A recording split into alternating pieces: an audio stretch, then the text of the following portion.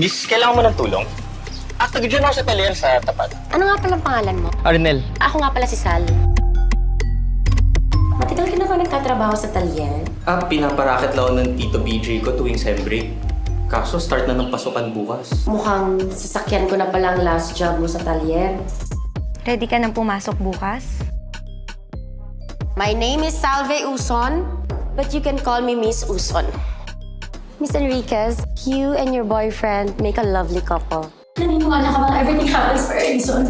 Akala niyo, dito lang pala tayo magtatagpo.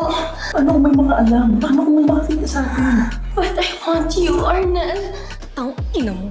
Huwag mo na akong gawing tanga. Mabuti pa, mag-break na lang tayo. Subukan mo. Kung ayaw mong i-broadcast ko sa buong campus na may namamagita sa inyo ng Miss Uson na yan. Miss Susan! Sandali nga! Yes, Miss Enriquez. Ano kailangan mo sa akin?